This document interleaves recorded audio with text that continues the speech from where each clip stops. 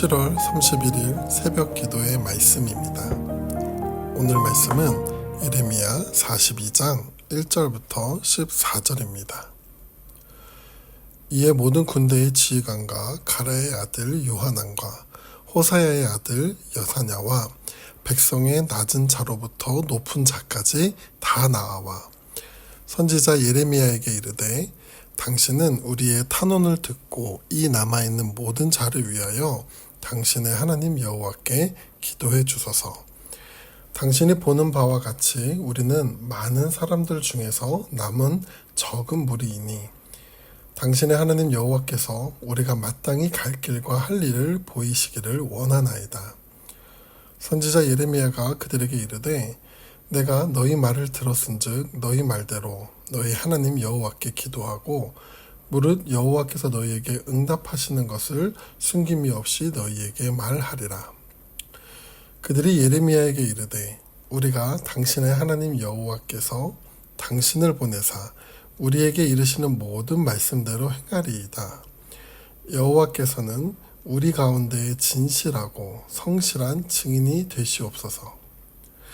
우리가 당신을 우리 하나님 여호와께 보냄은 그의 목소리가 우리에게 좋든지 좋지 않든지를 막론하고 순종하려 함이라. 우리가 우리 하나님 여호와의 목소리를 순종하면 우리에게 복이 있으리라 하니라.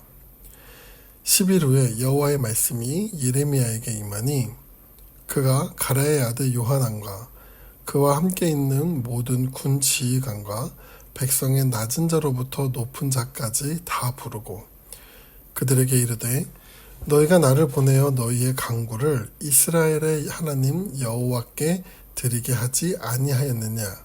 그가 이렇게 이르니라.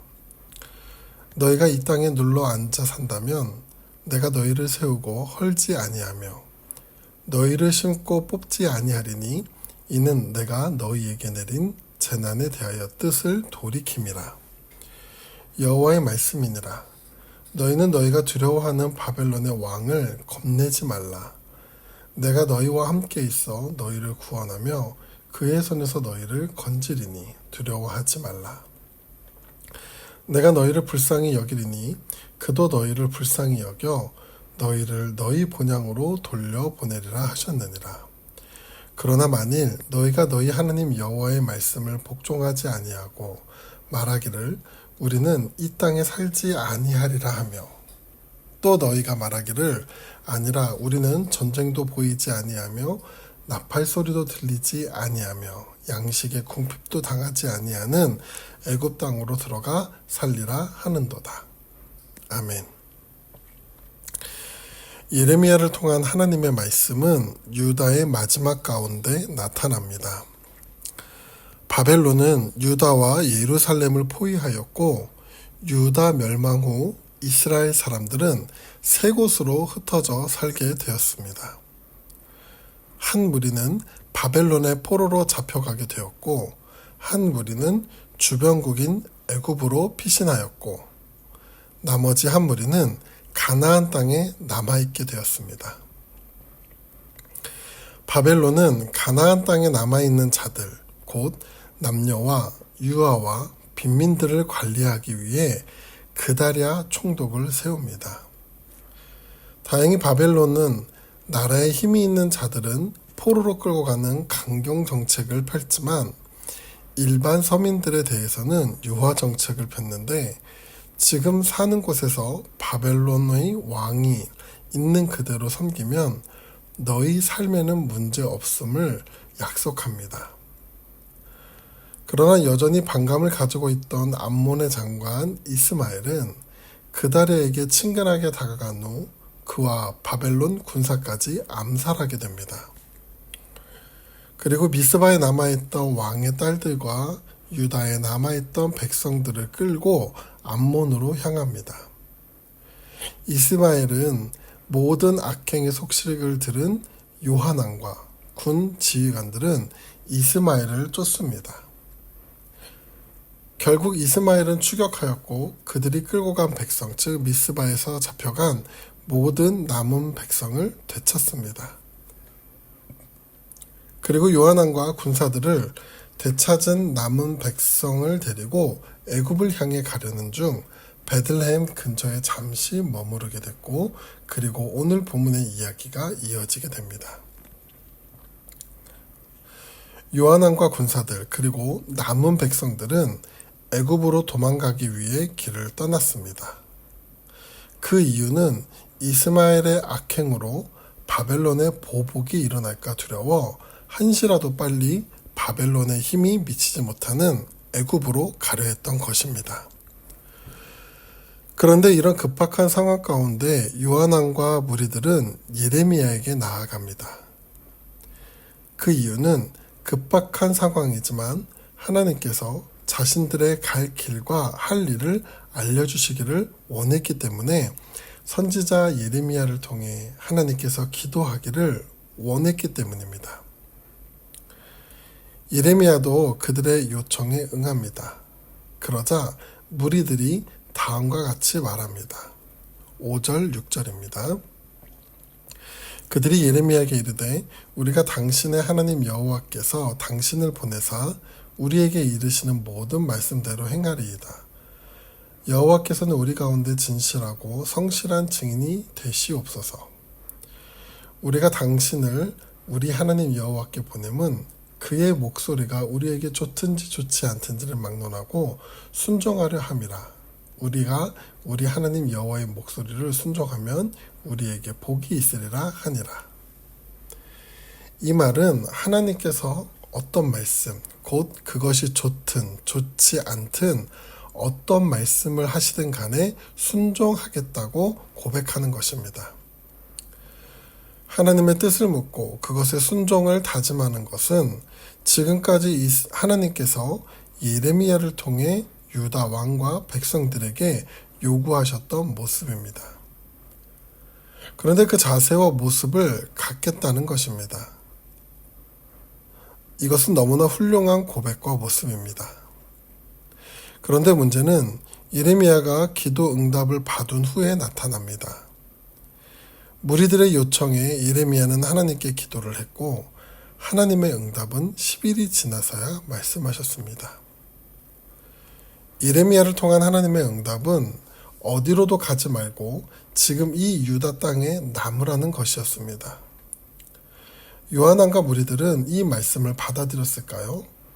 결론부터 보면 아닙니다. 그들은 이 말씀을 받아들이지 않았습니다. 그럼 왜 급박한 상황 가운데 기도를 부탁하고 10일이나 기다린 것일까요? 이유는 하나님의 뜻을 순종하겠다가 아닌 자신들의 생각과 판단을 지지받고 싶었던 것입니다.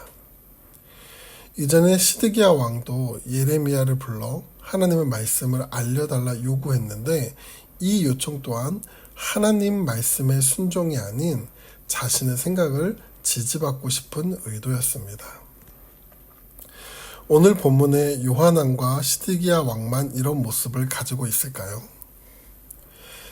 때론 우리 또한 기도의 목표를 이미 우리가 원하는 모습으로 정해놓고 하나님의 도움과 지지를 원하고 있는지 아닌지 한번 생각해 봐야 할 것입니다. 그럼 우리는 기도 가운데 어떠한 모습을 가져야 할까요? 요한왕과 무리들은 처해진 상황 가운데 나름 자신들의 방법을 찾은 것입니다. 비현실적으로 보이는 하나님의 약속을 믿고 순종하며 기다리기보다는 전쟁도 없고 기근도 없이 평화롭게 살 수 있는 애굽을 선택하는 것이 최선이라 생각했을 것입니다. 그리고 기도의 응답 가운데 그러한 하나님의 인도하심을 기대했을 것입니다. 그러나 이 판단에는 한 가지 불확실성이 있습니다. 그들이 걱정한 이스마엘의 악행으로 인한 바벨론의 보복은 근거 없는 걱정일 수도 있으며 반대로 애굽에서 누릴 것이라 생각했던 평화와 안정 또한 근거 없는 환상일 수 있다는 것입니다. 다시 말해 우리 스스로가 선택해 가는 계획은 완전한 것 같으나 불완전하다는 것입니다. 그러나 순종함으로 따른 하나님의 계획은 어떨까요? 앞서 말한 대로 유다의 멸망 이후 백성들은 세 곳으로 흩어져 살게 되는데 한 무리는 포로로, 한 무리는 애굽으로, 또 한 무리는 가나안 땅에 남은 자들입니다. 이들은 각자의 자리에서 공동체를 발전시켜 나갈 것입니다. 그런데 하나님의 백성이 이렇게 나뉘다 보니 중요한 문제점 하나가 생겼습니다. 그것은 누가 진짜 이스라엘 민족인가라는 것입니다. 이 문제의 답을 본문 10절에서 이렇게 말합니다. 10절입니다. 너희가 이 땅에 눌러 앉아 산다면 내가 너희를 세우고 헐지 아니하며 너희를 신고 뽑지 아니하리니 이는 내가 너희에게 내린 재난에 대하여 뜻을 돌이킴이라. 가나안 땅의 남은 자들에게 그다랴 암살 사건으로 상황은 복잡해졌지만 바벨론의 보복을 두려워하지 않고 애굽으로 도망치지 않으며 가나안 땅에 그대로 머물고 있으면 너희가 이스라엘의 미래가 될 것이라는 말씀입니다. 하나님의 이끄심은 때론 현실의 막막함과 두려움을 인내하며 순종하기에 때론 무모하고 버거워 보일 수 있습니다. 그럼에도 순종하는 것이 믿음입니다. 그래서 우리는 기도할 때 우리가 가져야 할 모습은 하나님의 말씀과 계획과 이끄심을 따를 수 있는 믿음을 갖게 해달라고 간구해야 합니다. 또한 하나님의 말씀보다 현실의 막막함과 두려움이 더 크게 느껴질 때 이것을 이길 만한 힘과 용기를 주시기를 우리는 기도해야 합니다. 사랑하는 성도 여러분, 하나님은 그 사랑하는 자에게 가장 선하고 안전한 길로 인도해 주시는 분임을 기억하시기 바랍니다. 오늘 삶의 여러 모양으로 하나님 앞에 기도할 때 내 뜻과 계획이 이루어지는 기도가 하는 것이 아니라 하나님의 뜻과 계획을 순종하며 나아갈 수 있는 믿음 갖도록 기도하시기 바랍니다. 그럴 때 하나님이 힘과 용기를 주실 줄 믿습니다. 기도하겠습니다. 사랑이 많으신 하나님, 우린 때론 우리의 욕심을 위해 하나님을 이용해 왔을지 모릅니다. 이러한 연약하고 부족한 모습을 먼저 회개할 때 하나님을 향한 신뢰와 믿음이 더욱 굳건해질 수 있도록 인도해 주시옵소서. 그리고 오늘 여러 기도의 내용으로 하나님 앞에 간절히 구할 때 응답으로 주시는 하나님의 말씀을 순종할 수 있는 힘과 용기를 허락해 주시옵소서. 오늘 하루도 순종의 믿음을 가지고 살아가게 하실 줄 믿으며 예수님의 이름으로 기도합니다. 아멘.